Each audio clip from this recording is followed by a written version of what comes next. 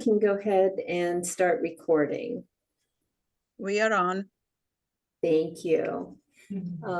So welcome everyone. We're very, very excited to share with you our work over the past year, our SOTL showcase. And here we are in the Faculty Commons.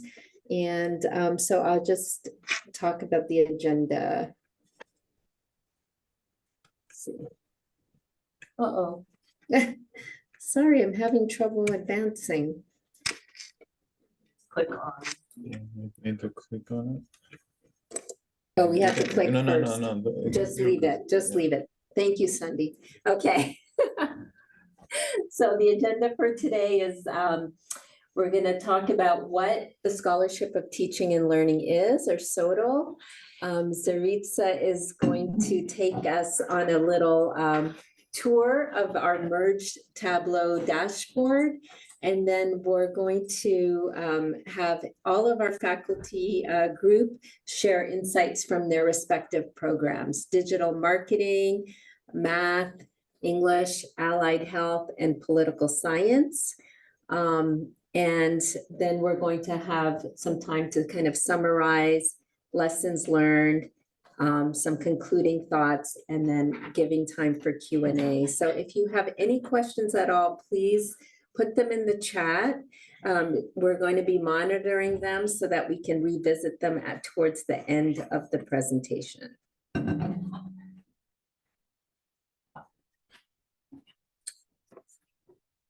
So about SOTL. So SOTL stands for the Scholarship of Teaching and Learning. It's the study of teaching and learning and the communication of findings so that a body of knowledge can be established. In other words, it allows the teacher to develop tools that we can approach scholarly curiosity in a more formal manner. What we started with was we saw a problem and an opportunity. And so just giving some background on how our research idea started. So I, along with 4 other folks here at BC, non-faculty, 2 from effectiveness research and analytics, and 2 from student services. We attended a workshop put on by a group called Excellencia in Education that primarily focuses on student success for Hispanic serving institutions. But a lot of the lessons that we learned can be applied for student success for all our students.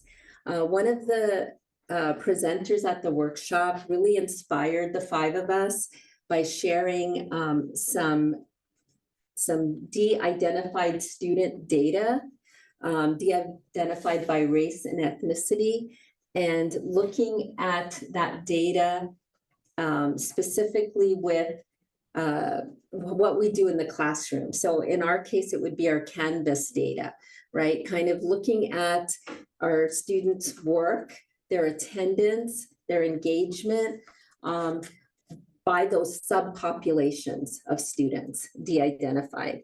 And that got us really inspired because there were some really interesting insights that were gained from that. And instructors went ahead and changed their teaching to best serve especially marginalized students in the classroom.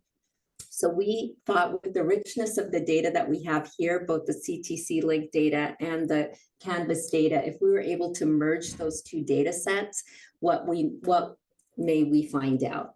So, so we found this opportunity. And so the objectives, so we proposed a pilot, the 5 of us proposed to do a pilot study, but we needed faculty. I was the only faculty member in this workshop from BC. So the next step was, is there a group of faculty here on campus that would be also interested in looking at this information? So the objectives of our study was, how does the data inform our decision-making in real time in our classes? And how does the data that stems from informed practices improve student success? So hence, we came up with the proposal, but we had to work with, we needed to work with Zach's group in effectiveness data and research, to help us bring that data together, to merge that data set together. So we worked together with them, and then we also put together a faculty team of folks that were really interested in this area and from across every division on campus. So that leads us to a dream team here, which they don't need any introduction, but they're all going to be presenting except for our leader, Tanya. So she's on there, but everyone else will be presenting this afternoon. So I'll let them introduce themselves. And for those who don't know me, I'm Humera Jackson, and I teach in economics, and I'm the data PD liaison here. So before I hand it over to Zaritza, I just wanted to give you an idea of how we went about this project. So in fall of 2022, after we had got the proposal was approved, we got together and we read the book, and we also had to have a variety of experts come and talk to us. So we had e-learning folks to tell us more about Canvas. We had Zach, Shana, and Cora from Effectiveness and Research to come and tell us about what data was available. We had Debbie Hansen, who was the presenter at the Excellencia workshop, come and talk to our group specifically. And we also went through IRB training so that since we were doing human subjects, our students, to make sure that we were doing everything ethically and according to any guidelines that we needed to do. So we spent a lot of time in fall just like gathering information and getting ready and starting to think about what small changes did we want to make in our classes for winter 2023. So, and we spent a lot of time talking with each other about that to kind of bounce ideas off each other and share things. And so it was a very, very rich time in fall of 2022. Winter of 2023 was where we implemented our small change in our class.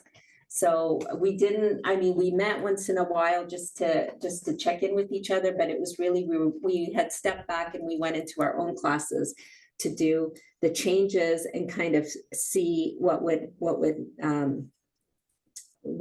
could find.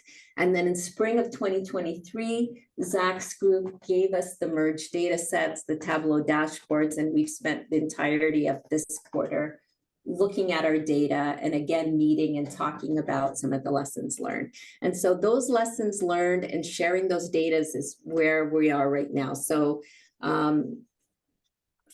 with that in mind, I'm going to pass on the presentation to Zaritza, and she will give you an overview of the dashboard.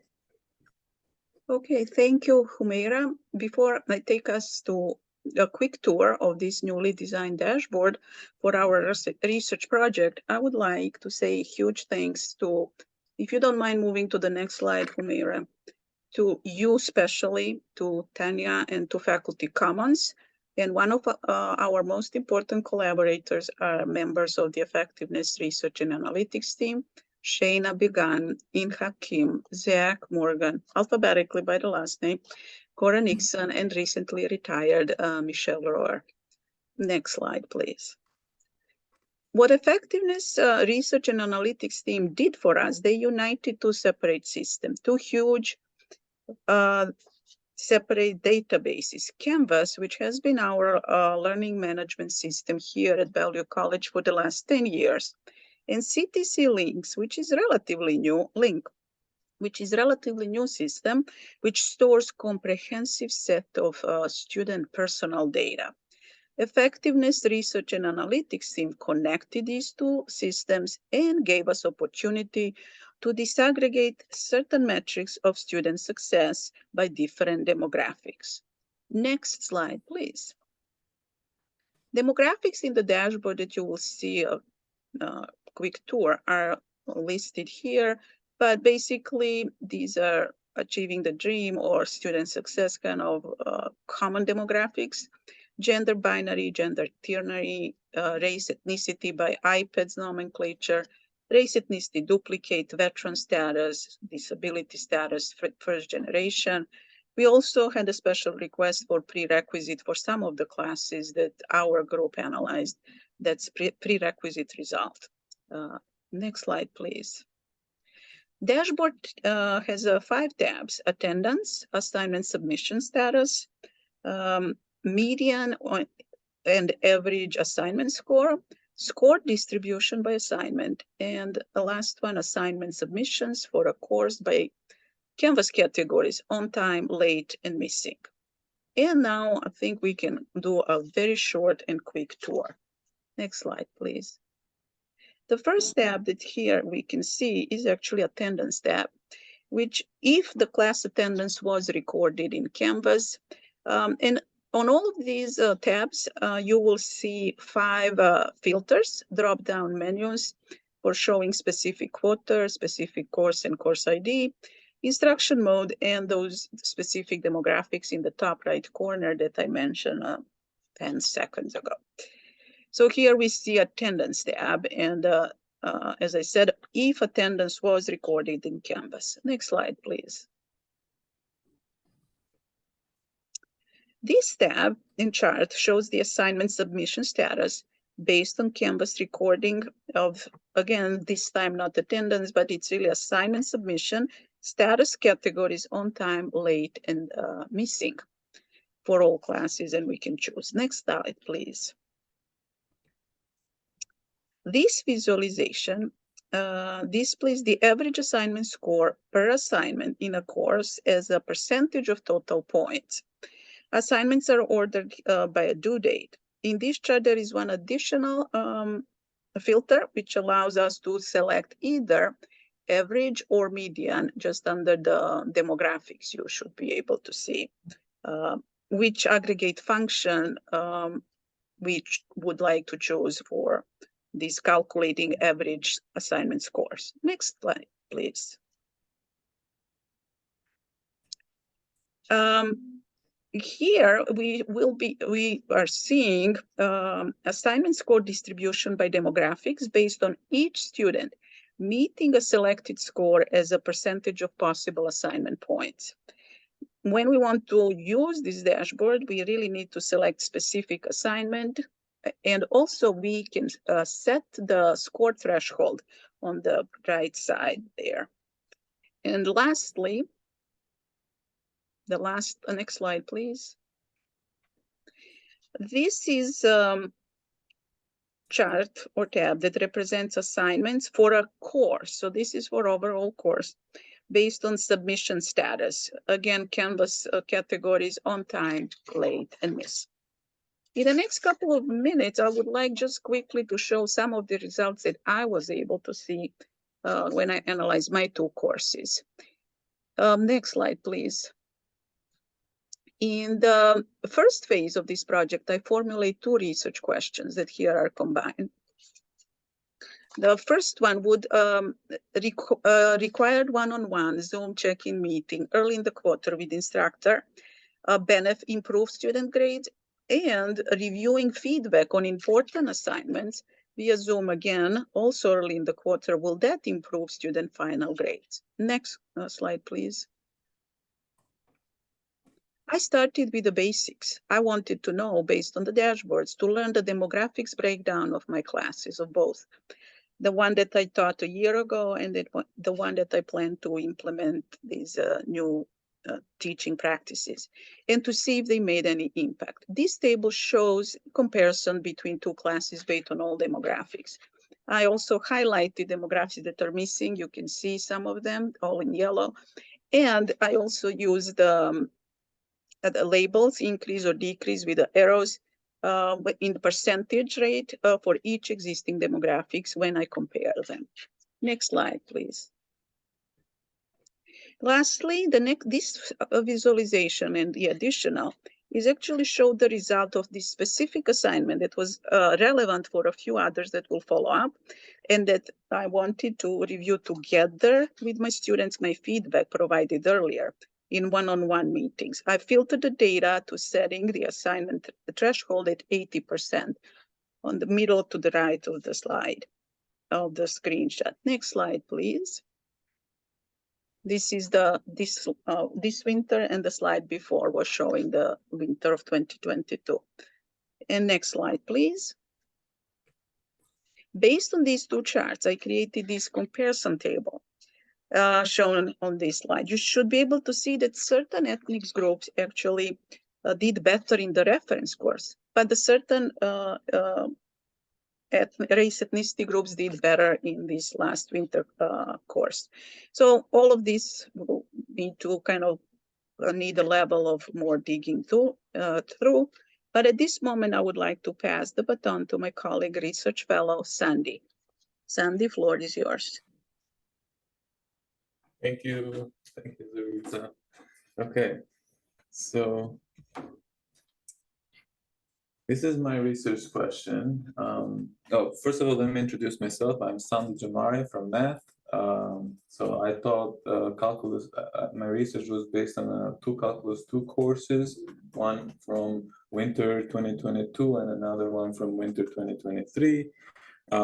And my research question was like, okay, does better Canvas interface with city labs that I learned about, recently, where you can change the homepage look and you can even track the items that students view on certain modules. And I would remind students who didn't submit a certain assignment, and will that help keep up better with the learning, and then will the student be able to succeed based on these changes? So that was my small question. So then I started digging to the data. I put the question up top as well, so you can see it if you want. But here the interesting thing is that I'm looking at here Math 152, which is Calculus 2, Winter 2022 and Winter 2023 data. And I had two sections on both quarters. And so I was like, okay, what's happening between the two classes? And so this kind of bar chart kind of tells the story, and it's a little bit misleading here because one of the assignments is on the very right corner. It doesn't show properly. So what's happening here is that I picked under assignments, I picked multiple assignments, and I have these tests, which I call challenges, individual challenges, and I have multiple attempts for each of them. Okay, so these are the multiple attempts for challenge 1 for both classes, and unfortunately they don't line up under each other, even though they are the same assignment. But because of how this is integrated into the dashboard, they show up as different assignments from different quarters. So you can see, for example, attempt 1 of challenge 1 is over here, and attempt 1 of challenge 1 is over here for the winter 2023 quarter. And then this is attempt 2 and attempt 2 here. So this is how you should try to compare.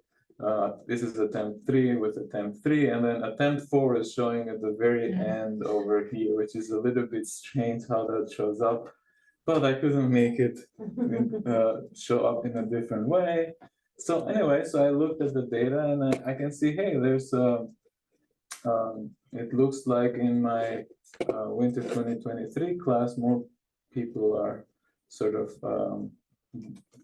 retrying. They're trying again, and they're completing this challenge. So by completing, the grading for this is very simple.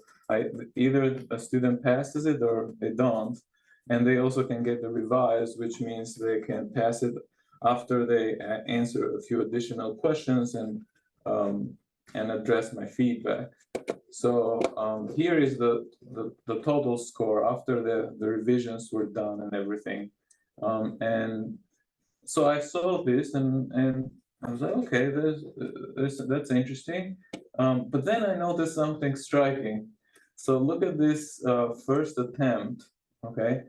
So first of all, if you compare within the same quarter, right? This is winter 2022. I haven't done implemented anything. you look at the percentage of students that completed the first attempt. So there's 60% on the first class, one section, and then 40% on the other section. That's a 20% gap. And I was like, what happened here? Because these were the exact same tests. They're taken 1 hour apart. And in fact, section C takes it after section. So I was like, okay, there's no cheating happening. Like, what's going on? Like, how come it's like there's a 20% gap? Like, I could. So, and then I'm like, okay, well, the reason. And then after thinking as a mathematician, I think about, okay, what could possibly go wrong? And there's very few students in the classes, right? These are small classes, like I think 25-ish. And data varies. You get students randomly, like assigned to each class, right? So what does that, what's the story here, what's the lesson of the day is that, well, I can't really rely too much on this data, right? Because look at this gap. For the same class, the same assignment, the same test, administered 1 hour apart in the same quarter with the same exact Canvas course layout and everything the same, we get this huge disparity between the two classes, which really shocked me. So I was like, okay, let's dig in some more. And then I looked at winter 22 a little bit more closely, and I disaggregated by female and male to see what's happening. So here, forget about the very first column. This is like an average, but it doesn't really make sense for my assignment types, which are based on you complete it or you don't complete it. So you get either a 1 or a 0 here. So you should look at this second column in here. And this is the first attempt. And you can see, okay, what's happening, females and males. So they're about the same, right? But look at the other section. Males is like, okay, 50%, but females, look at 30%. So in one section of the same quarter, winter 2022, I had above 60% of the female complete the challenge 1 on the first attempt. And then for my other section, only a little bit above 30% completed on the first attempt. This is the same exact exam given to 2 different sections, right? With the same setup and everything. I didn't make any changes so far. This is 2022 already. And I see this and I'm like, wow, well, this is crazy. So you know, we read many times that, oh, you have to watch out when, you know, from statistical point of view, when there's few data and whatnot, but I actually saw it in my classes. So that was like, wow, a big wow. Then I looked at, okay, what happened in 2023? Again, I disaggregate by male and female.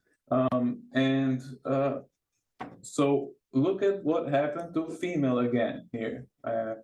You can see in the first section, female had above 80% completed the first attempt, but on my other section, 40%. So it's like, what is going on, right? It's a very striking difference. So this goes to show like how, you know, we have to really take all this data with a grain of salt. If you try to disaggregate, if I try to disaggregate it by other demographics, and it turns out the numbers are so low, like 1 or 2 students, it doesn't really make sense to even look at the data for those demographics. So male, female was pretty much the only thing that I gained out of it, and that was it. So. Okay, so now it's time for June to go next, and I can control this if you want. Oh, sure. Hi, thanks, Sandy. And I'm June from the English department.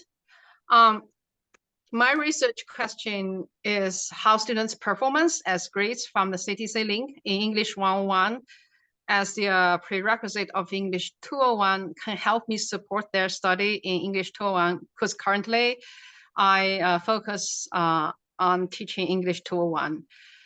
Below this question, there's another one, another part, which actually was one of my ideas in the past to approach this research. And I, put it aside because this one had little to do with the ctcLink data. However, this one turned out to be useful later. Next slide, please. And even before I put my hands on the, English 101 grades of my students and make, any sense, like send it or not, I noticed one thing. So the top 2 courses are we called as baseline courses, baseline data. And the 3 below, these 2 were the winter quarter data. And then, as you can see, there are 3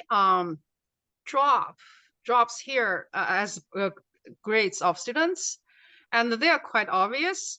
And over the years, actually, I tweaked the assignment because I was aware these are the rough patch for my student. But when I looked at this data, I asked myself one question: why, do I have to keep them if there's such an obstacle?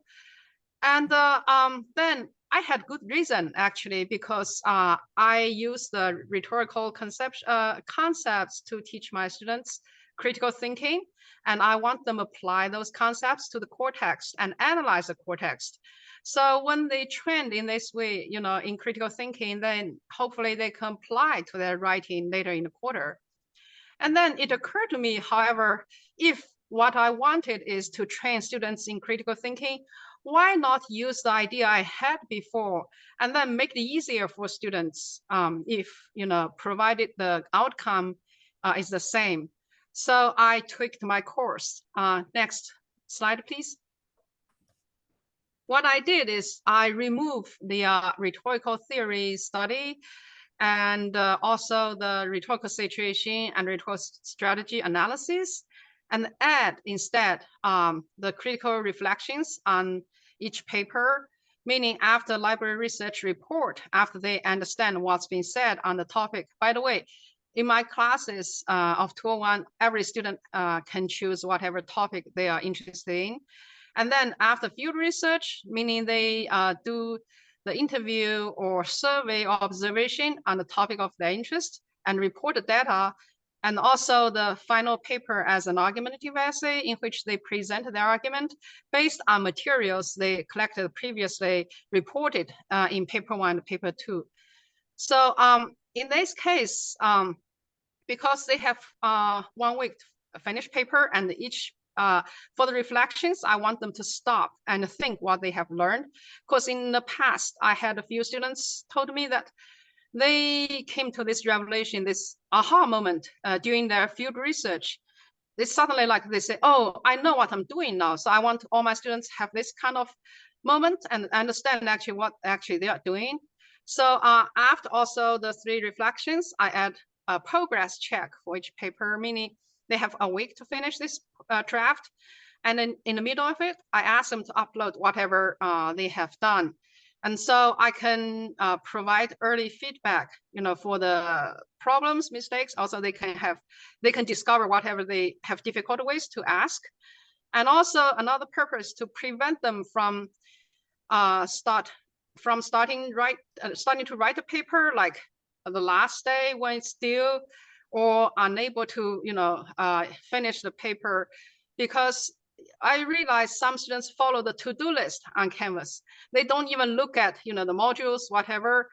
It's on the day the assignment is due because they have many courses, and then they start looking, at the assignment. So another thing I add is I set higher standards for their peer reviews in order to provide local and global comments for their partners' papers. I also provide them with a checklist. They have to read their partners' papers against the checklist and provide feedback accordingly. Next slide, please.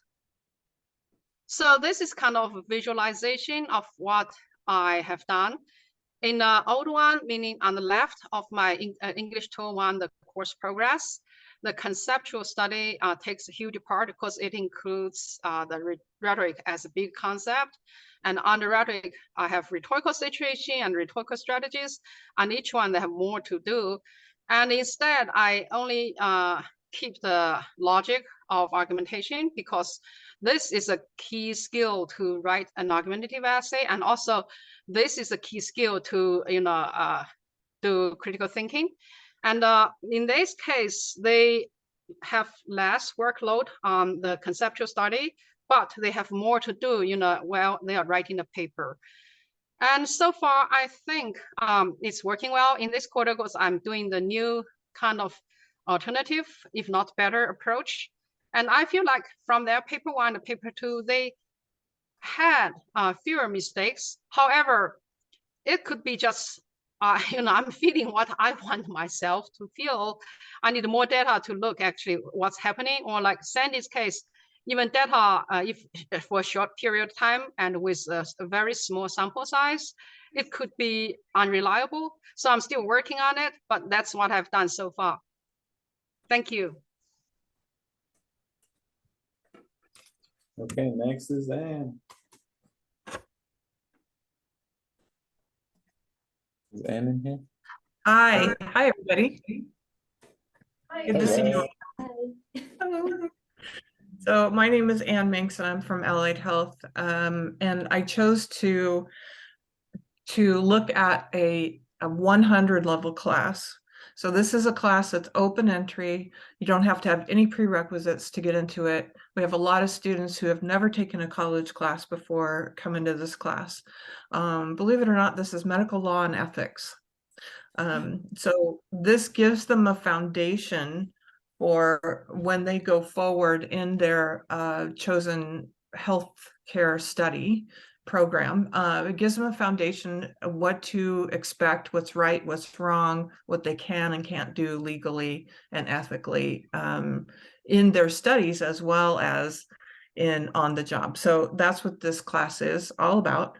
And so my question was, does contact from the instructor and submission of early alerts make a difference in student success for struggling students?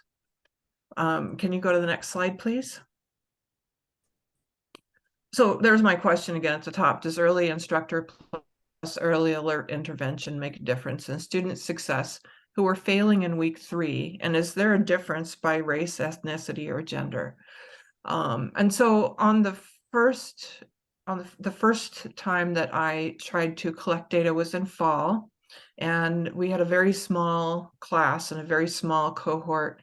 And interestingly enough, almost all of the students, 89%, were white, according to our demographic information from the dashboard. And so, just to go back for a second, the purpose of this data, I was really inspired by the Excellencia study, the initial study, where what they did was look at specific assignments based on race and ethnicity, and they provided a questionnaire, and that was my inspiration for doing this, having a questionnaire where students were invited to provide information about themselves on a confidential basis, just to me. And I also wanted to make this really simple and scalable so that any instructor could do this. They could see how effective their efforts at early alert and early intervention might be. So I wanted to make this data something anybody could collect on their own. Right now, this data was manually collected from the students through a questionnaire. It's collected manually through emails from Early Alert, and it's collected from their Canvas shell gradebook. So if you look at fall, let's just go back to fall really quickly. We had all white students, and these I should say all white students that were in this early alert study here. And they all had an F. That's why they're in this study, is they all had an F on week 3. And you notice that the student responded to the instructor contact in week 3. 2 of them did not respond to my efforts to contact them, and 1 of them did. And then none of them responded to the early alert team contact. So I submitted an early alert in week 3, and in week 4 and subsequent weeks, the early alert team tried to contact them. None of them responded to that. However, the outcome here, their grade on week 10, I'm going to count withdrawal as a success because they're not being assigned an F. They withdrew before the deadline. So at least they knew their limitations. They got the message that they can get help, or if they want to, they can withdraw and try again. And here's how I can help you, get back on your feet. So if we look at winter, we had a huge cohort that winter, and this was the first quarter that I gave the questionnaire. And you notice that we have quite a few more students who had Fs on week 3. This is very unusual for this class to have this many students that were failing. And this is one of the reasons why I wanted to do this study, was because I saw these weird things happening through the year, and I wanted to see what happened here. So if you look at the student responded to instructor contact in week 3, you notice that only 2 of them responded to me out of this group. And then you notice that only 1 of them responded to the early alert team. However, if you look at the grade on week 10, you can see that that first student received a B+, really turned it around. They responded to me and we worked together and they got a B+, which is a fantastic grade. And then we had 5 other students, none of whom responded, but they withdrew before the deadline. So I thought that was kind of interesting, that even though they are not responding necessarily, they're withdrawing in time. So then if we go down to spring, I don't have the data yet for week 10, obviously. We have a smaller cohort again, and you notice that we have the questionnaire. We had 1 person respond that it received an F on week 3 who was Black, and 1 person who is undetermined that didn't answer that question on the questionnaire. Neither of them responded to my efforts to contact them in week 3. However, 1 did respond to the early alert team, and that person withdrew on time. So my conclusions then, if you look at the right-hand side, we have a conversion of 50% of failing students to either passing or withdrawing. We're going to call that a win at this level. And we had 43% conversion for people of color. We had 54% conversion for female and 29% conversion for male, which means that we're more successful at communicating with our female students, or I should back that up.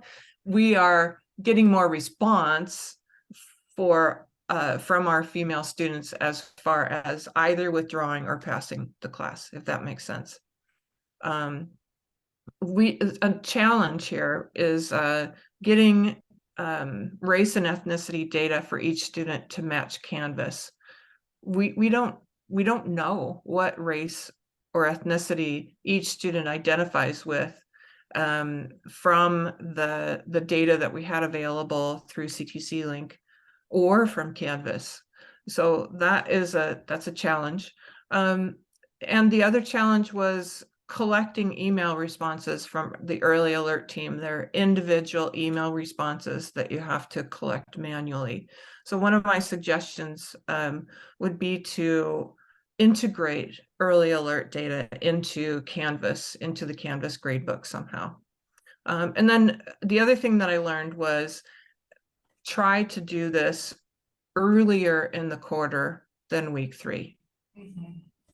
That would be That would be I'm going to try that for next year and try doing it earlier in the quarter. And I didn't put this in the study, but instructor withdrawal at this level is a little tricky because you have a lot of students who have never gone to college before, don't quite know what to expect in the first week. You have to really, really make an effort to communicate with them. And they don't always respond. So it's been a little bit challenging to use the instructor withdrawal, but that would be something that we may talk about in our department about trying to use that a little bit more. Okay, that's it for me. Thank you. Okay, now it's Christina's turn. She's not here, but I'm gonna play her video.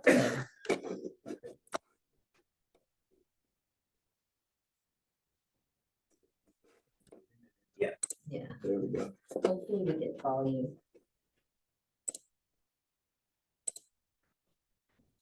Okay, welcome everybody. I'm gonna try and be brief. This is like my third time recording this. My name is Christina, I teach in political science. So these are just a few things to consider. The first one is, we noticed we have different grading techniques and approaches, but we're all using the same dashboard. So consider a course where you may have a higher volume of assignments, but they're largely graded around credit versus a course with a smaller number of assignments, but they're graded maybe a little more intensively. Not saying that this is a problem, but we're all using the same dashboard. Is it going to be as useful for all of us in that kind of setting? So we just kind of noticed the different grading styles.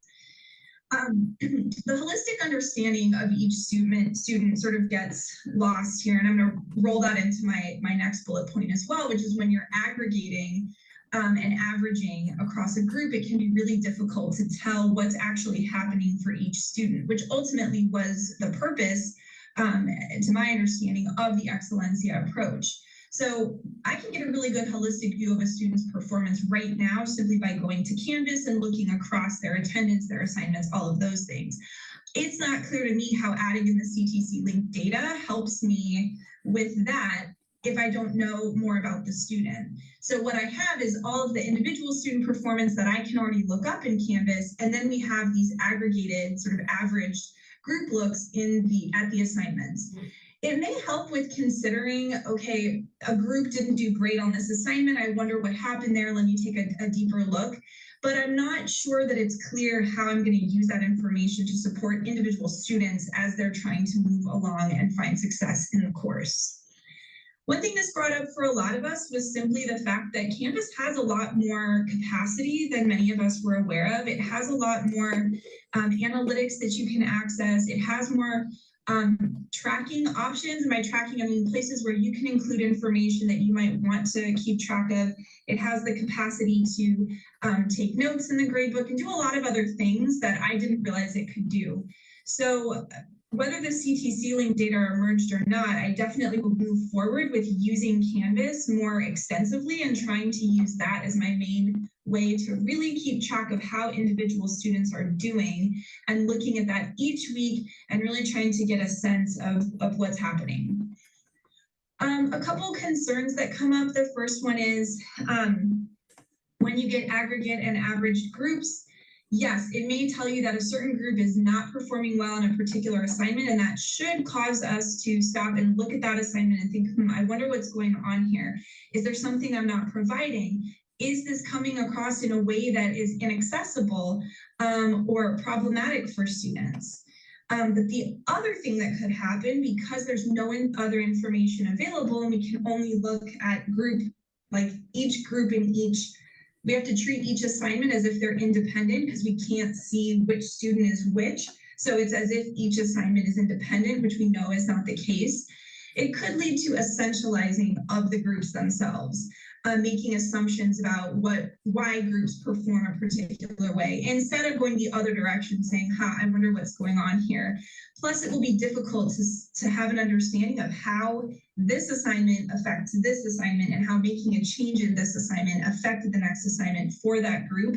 Again, because if students' performances change, we're not going to know that within the dashboard unless the whole group performance changes. So just a little bit of a concern there around making assumptions about groups when we know that the assignments are not independent of one another, and that students' performance may change, but we won't be able to tell like which ones. The last one is just a quick one. The current Tableau dashboard, really, other than the time of year, the only explanatory variable is really the faculty member. Obviously, we wouldn't be using demographics to explain performance. We know that there's something else contributing to student outcomes. In a dashboard where the only other real variable is the faculty member, that's really what you have to go off of. The same thing is going to be true here, but now we have what I guess we might call an intermediate variable, which is, or an intermediary, which is now we have that ctcLink data merged in as well. And so I just have to ask the question of how would this be used to support faculty? Would it be used to support faculty? Would it be used for other things around faculty? Having this data available, what is the administration going to commit to doing to supporting faculty as we look more closely? The one thing I want to say really quickly is that this gives a very granular look at a faculty member's course that would not normally happen, and it makes it almost public. I mean, it makes it available for a lot of people to look at. So I think before moving forward with doing this on a large scale, there should be a much better understanding of who's going to have access, what are they going to do with it, how's the faculty member going to be consulted, and what kind of support is going to be made available for faculty as there is this granular look at the course. So thank you everybody for watching my video. I will try to be here at the end for any questions. And yeah, I will pass it back to the team. Thank you.